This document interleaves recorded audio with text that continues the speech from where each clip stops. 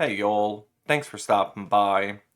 And I really hope you don't have to fly anytime soon. Because if you're like me, your newsfeed has just been swamped in all these videos and pictures and stories of jets just falling out of the sky, having these malfunctioning issues and or crashing into each other. Just this morning, I got another story. It was out of a Seattle airport where a Japan Airlines plane crashed into a Delta Airlines jet. Fortunately, these were on the ground when this happened. It was a parked Delta jet that got hit, and I don't really know how something like that happens. I don't know all the security features inside a plane that determines what you can see around you. I imagine the front windshield isn't the best for visibility as a pilot, but all the same, nobody was seriously injured when this crash happened. If you hadn't heard about that one yet, you maybe have heard about this United Airlines jet leaving from Houston. I believe this was on Sunday, that an engine just caught on fire. Fortunately, this did happen before takeoff. This was noticed by several people on the plane, and nobody was seriously injured. I probably was some smoke inhalation injuries and stuff like that, but the plane didn't get off the ground, so it didn't crash in the sky.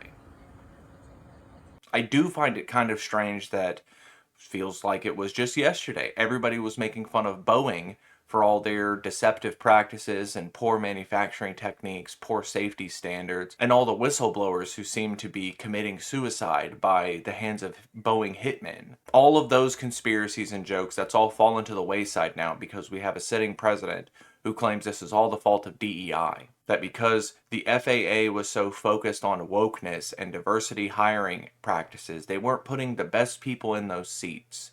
That we didn't have the best pilots, we didn't have the best air traffic controllers, and that's what caused these accidents. This line of thinking reached a fever pitch over the crash over the Potomac River, where a jetliner was hit by a Black Hawk helicopter. A tragic accident, to say the least. Many people lost their lives, and I believe at this time all the bodies have been recovered. So families are going to get their burial rights, and at least that part of things is being resolved. For the nature of the accident itself, that's hard to say, but like I've said before, many people in the current administration are blaming this on wokeness, on diverse hiring practices. Probably the craziest line that I've heard about all of this is regarding the Black Hawk pilot's sexuality. She was a lesbian pilot, and people have gone through her social media looking for pictures to disgrace her and to say this is why she crashed a plane. Now, this probably doesn't come as a surprise to many of you who have family members who flew helicopters for the military, but Rebecca Loback, this pilot who's being defamed, was incredibly gifted. Top 20% of cadets nationwide. You don't get to fly Black Hawk helicopters without being really good in your position. Rebecca Loback's family did their best to try and keep her name out of the public limelight. And some people will say this is a conspiracy because her family knew that she was a DEI hire or whatever. But I firmly believe that they did this because they know the climate that this country is in right now. That we are under an administration who are actively seeking to disgrace and defame any not heterosexual person. God only knows what the backlash would have been if this was a black lady, but her being not straight probably was enough for these guys to flip out. Definitely that she was a woman was enough for these guys to lose their minds about it. But for any of you who did fly helicopters in the military, you already know how strict they are. Like if you mess one thing up in your pre-flight checklist as a military helicopter pilot, you are snuffed and put so far down the list of people who are going to be flying, you might as well retire.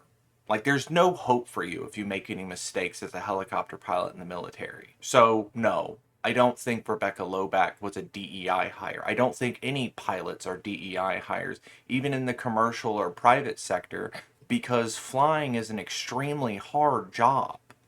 You have to put in so much time to get your license, and then to fly for private airlines, you have to put in even more time. They are so serious about getting the right people in those chairs. So I saw a year-old video from Charlie Kirk saying that if he ever got on a plane and saw a black pilot, he would get off the plane or he would have thoughts about whether or not his pilot was qualified enough. And I just don't understand how you live your life that way. I've never once worried about the pilot of a plane that I was on because why would I? It's like I don't question a taxi driver.